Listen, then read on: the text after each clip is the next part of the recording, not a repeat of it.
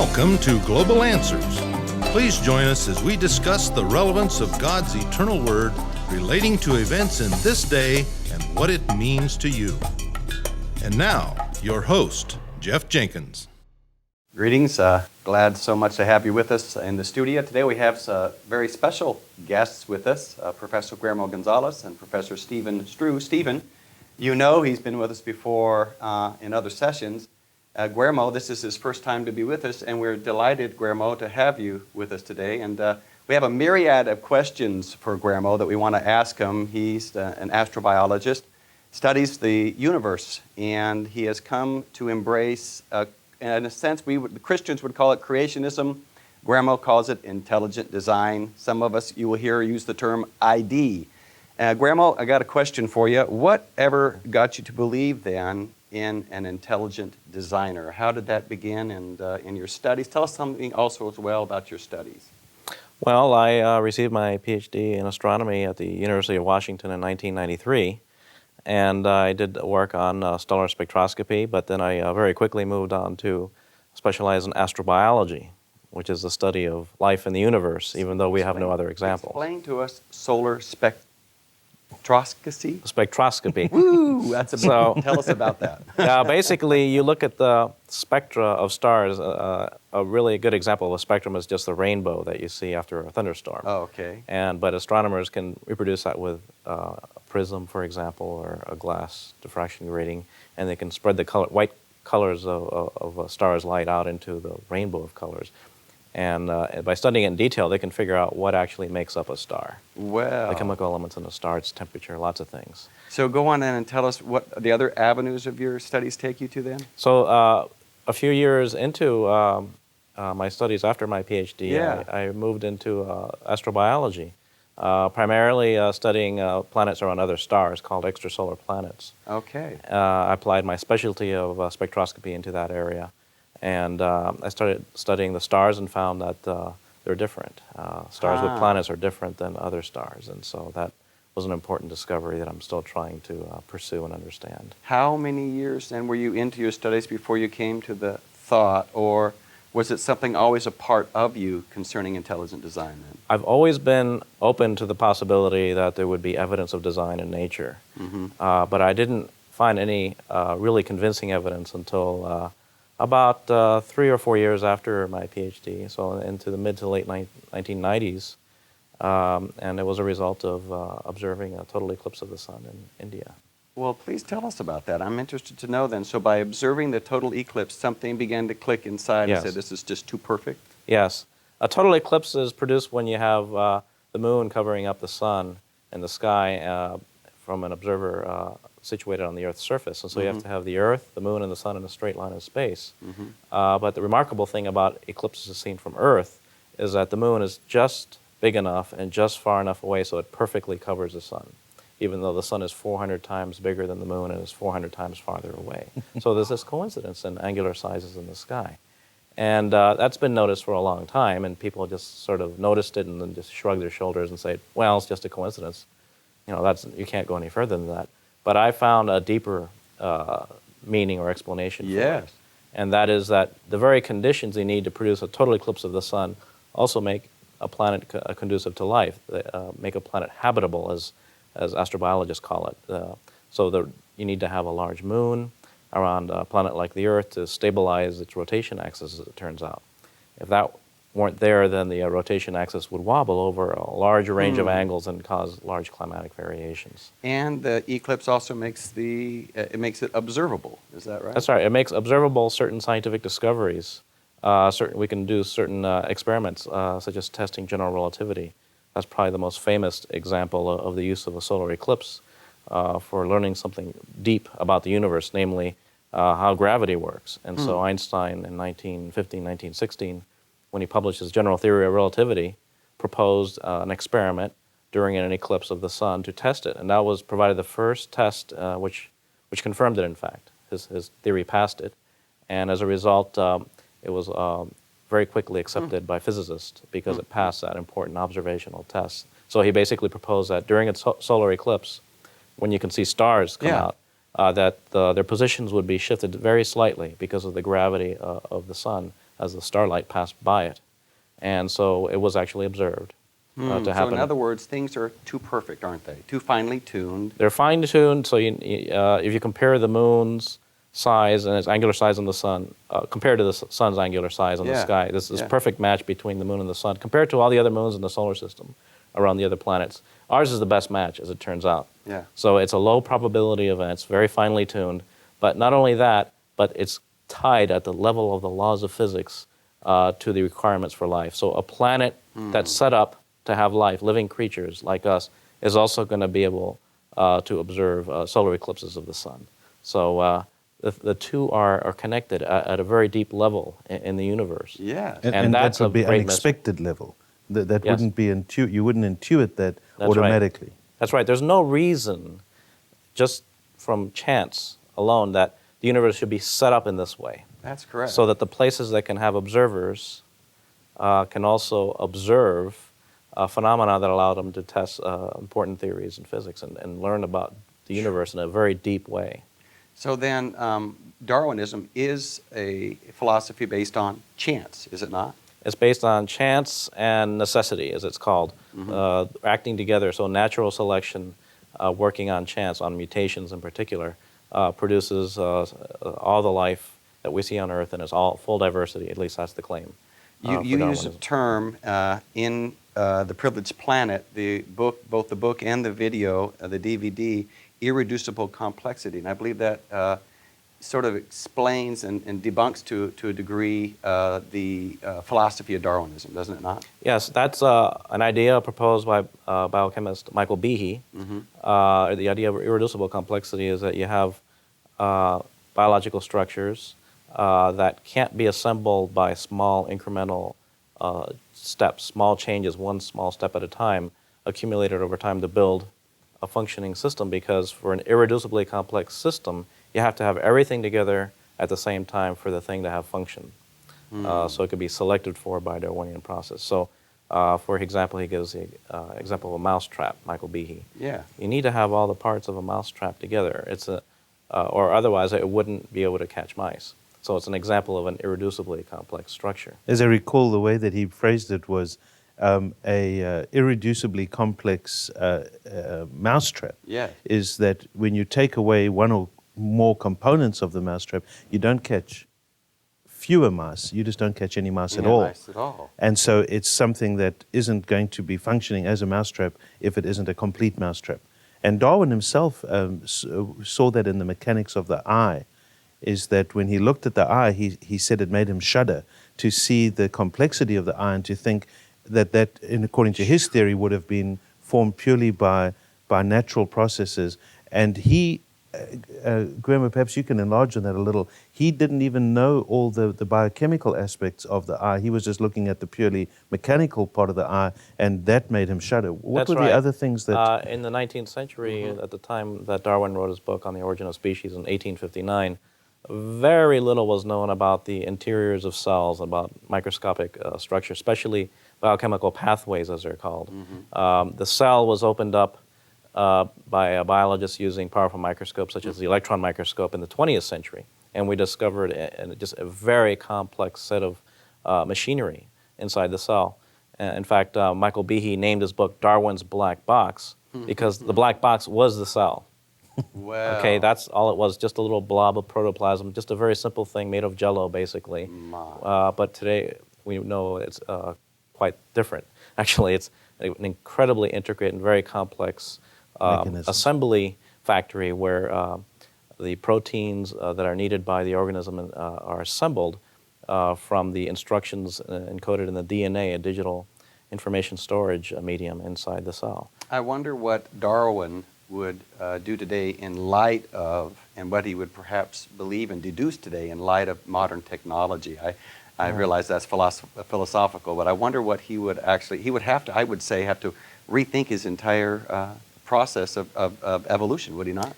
I would hope so. I would Yeah. hope that he'd be open-minded enough to say that, well, the theory may have been pretty good at my day in 1859 when I first proposed it, Right. to explain what I knew at that time, but we've learned so much more since then, and my theory obviously is proving inadequate. That's what I would hope he would say if he were Yeah. alive today. why is the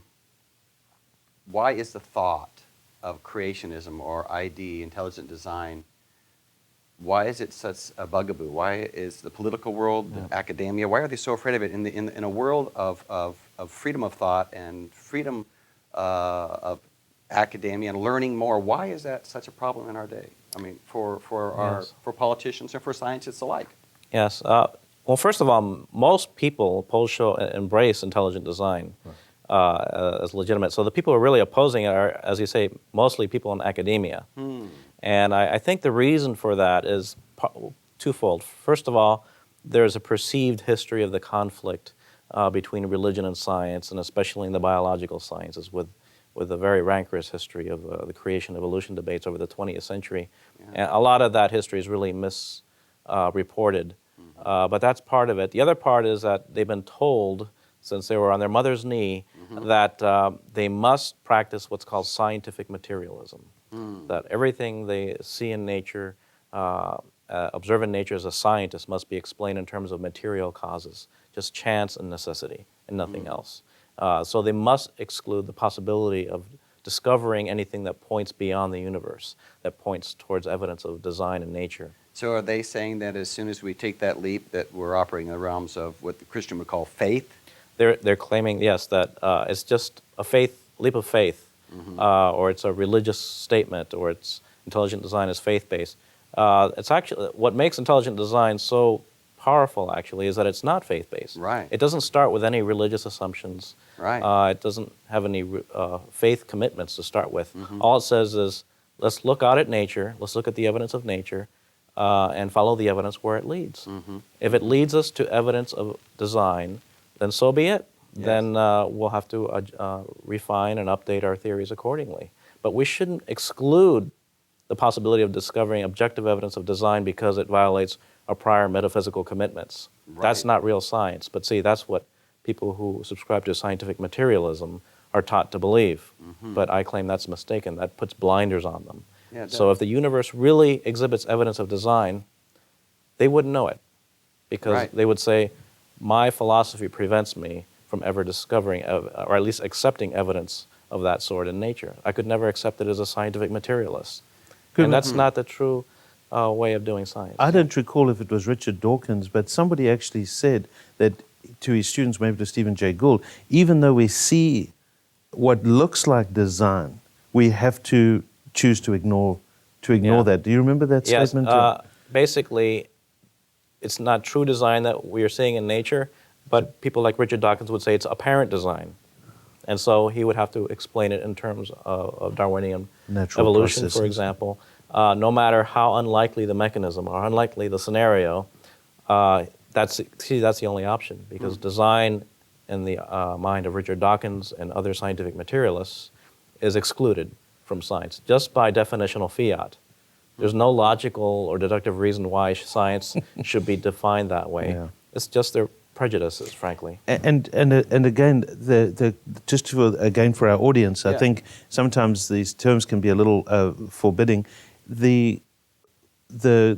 What intelligent design theorists have done is they've gone beyond the material world of matter and energy, and they've included information as a third fundamental. Do you want to speak on that? That they're basically not just two ways of explaining everything we see in nature, not just chance acting on necessity, on simple laws, but information and intelligence.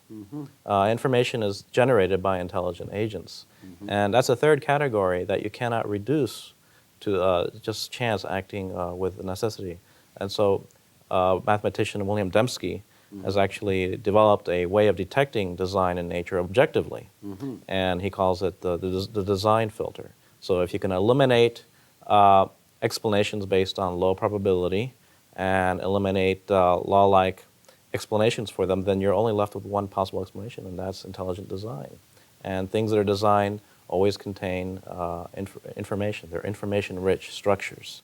That's what I noticed in the Privileged Planet video, was the flagellum and looking at that intricate motor. The bacterial flagellum was described in the video, Unlocking the Mystery of Life. All right. And that's really, it's an amazing biological structure. When you look at it, Yeah. and especially if you see an animation of it, it literally looks like a human-engineered electric Yeah, motor.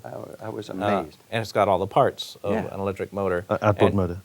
That's right, Yeah. an upward motor, Yeah. and with a shaft, propeller, and everything. And of course, this was discovered after human motors were invented. So we had motors that engineers had built for decades, and then they took an electron microscope image of the flagellum that's attached to the bacterium and say, hey, look, there's a little motor attached to it.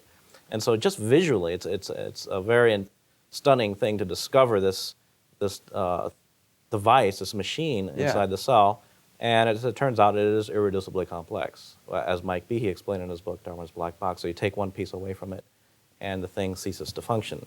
And any piece, not just any one piece, but any piece from it, and the thing ceases to function. So it's And- unlikely that a Darwinian step-by-step process could have gotten to it.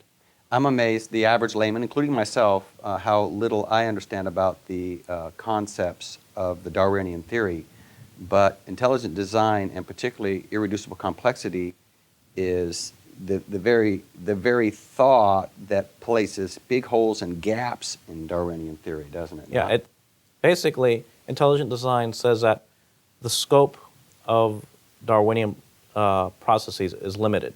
Right. They've oversold it. They're trying to explain more than it really can. Mm-hmm. It can explain simple things like the change in size of animals over Mm-hmm. time, or the change in the shape of the finch beaks Yeah. on the Galapagos Islands. Mm-hmm.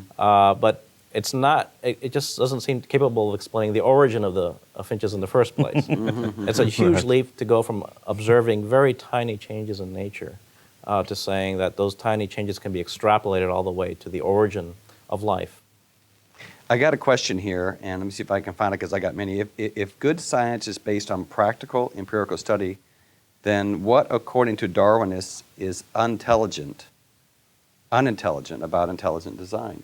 What from the Darwinian thought, why are they so opposed? Is it simply a bias, or why are they so opposed to the concept of information and intelligence behind it? Yeah.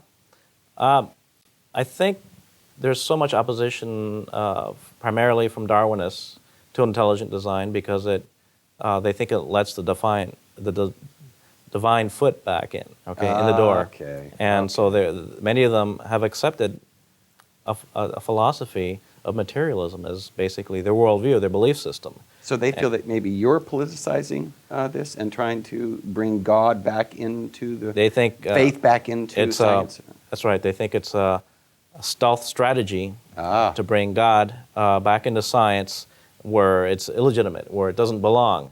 But I would answer that, well, first of all, I'm just following the evidence wherever it leads There you go. in nature. And if it leads towards a designer, so be it. So be it. That's just, we want to learn the truth about the universe. And that's really science at its core, is just learning the truths about the universe, letting the universe speak for itself. Now, what about the idea and concept that both intelligent design and evolution can coexist to some degree? Where would you Yes. agree or disagree on that thought? There's various levels of possible overlap and agreement between the two.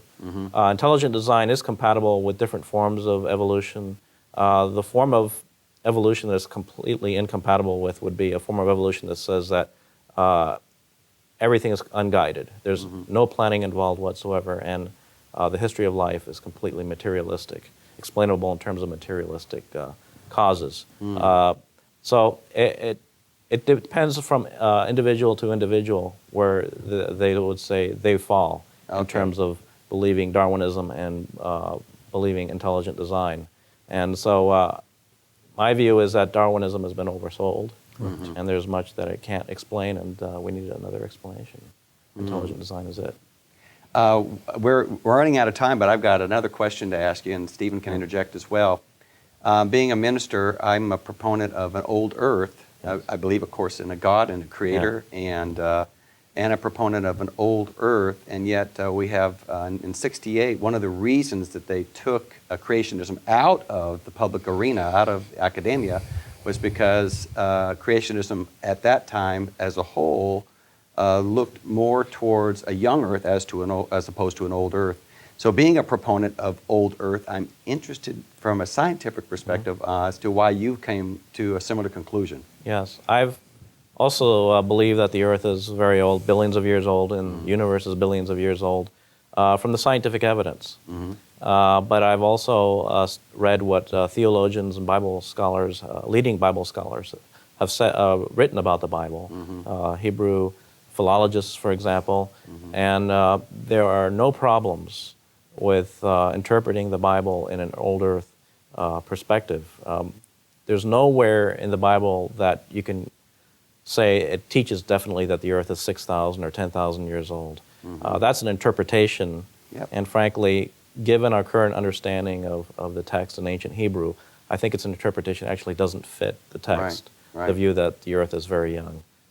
In the beginning, God created, period, and then we really don't know after that creation whether there was prior civilization, prior life forms that were previously judged, the dinosaur age, all the things that went on before Adam and Eve were ever placed on the earth. There was so much going on in the way of life and geology and everything before Adam and Eve were ever placed on the earth. So the earth is old. Adam and Eve may be relatively new, but earth is old. Yes, I think one can feel very comfortable holding the scriptures in a very high regard, and yet also accepting the scientific view of the old earth from geology and astronomy. And there are hints in the Bible that the ordinary day interpretation is probably not the way to go, such as the events of the sixth day. They couldn't have been fit into a 24-hour period. Right. And the seventh day, God's day of rest, is ongoing, and that's obviously at least a few thousand years in duration so far. So if those 2 days can't be ordinary 24 hours, then it's likely that the other days are probably not ordinary 24-hour periods either. I think what happens, though, in the young earth mindset is that any time we say, well, God can't do this, in other words, we look at the events of the sixth day and say, that could not happen. Well, God can do anything. But one of the things that I've heard repeated over and over is the fact that God could give the universe an appearance of age. He could make rocks look old. And the justification for that they use is that Adam was full grown when he was formed from the dust of the ground. God didn't have to bring him up through babyhood. So he had the appearance of an adult, and yet he didn't have a history. And so the universe has the appearance of age, but they claim it doesn't have a history. The counterpoint to that, and I wonder if you would agree with this, Guillermo, is that Adam was still brand new. He wasn't old. He was made brand new as an adult. And so when God creates things, they start off brand new, and then he started to go through a chronological time period. We wouldn't say he gets old until after he sins, but at least there's a chronological time period from that starting point. But just because he is an adult doesn't make him old, which is what the universe shows, am I right, characteristics of age, not just of maturity. And I would say that another problem with that was saying that God created the universe with the appearance of age. By the way, that theory appeared in the mid-1800s, a fellow named Gosse, G-O-S-S-E, I believe, and in a book called Omphalos. And so it's a creation of apparent age. It makes God into a deceiver for the following reason. We see the starlight coming from distant stars and galaxies, and not only that, but we see events such as supernovae, stars that explode. If they are really millions of light years away, which is what we measure them to be today, that means God had to create the light already on its path to the earth. And so these events that we see happening today actually should have occurred millions of years ago, but if the earth is only 6,000 years old, that means God created false history with the light already on its way to the earth. So God would be the author of deception and falsehoods. And so I see that as having very deep theological problems, the creation of apparent age. I'm a pastor. I believe in the scriptures being revealed to mankind by revelation, not so much alone by science and intelligent thought. Many a wise and prudent man had missed the star that the Magi were able to see concerning Christ. So we're not trying to convince you that through science that you can become a believer in God. That's not Guillermo's intention whatsoever. But science perhaps can tell us that there is a designer, that there is somebody that was fraught with information, and every cell has information in it, and every living organism has information in it, and that takes us beyond just the mechanics. And so we've got so much more that we want to cover. We want to talk about the Big Bang Theory, Guillermo. We want to talk about, I got another question, and and maybe you can answer this in the next 30 seconds, and we'll maybe elaborate next time. What is the most compelling example of design in the universe? Well, I think it's the universe itself, frankly. Yeah. And the universe speaks to evidence of design and the way it's actually made up. The actual laws of physics that govern the operation of the universe itself point to a design or point beyond itself. So it's the whole universe, I think, is the best How evidence for interesting. design. Let's talk about that more. And we've enjoyed our time with Guillermo and Thank you. with Stephen, and we will begin another session here in just a little while. Thank you very much. God bless. Intelligent design is a big topic these days. It's in the magazines, on the newspapers, just everywhere you look. It's intelligent design. That same intelligence that designed the universe is the same one that designed a plan of salvation. What you've seen today is the first in a series of 3. I hope you'll be back with us and join us for the balance of these programs of the greatest designer ever, God of the Bible.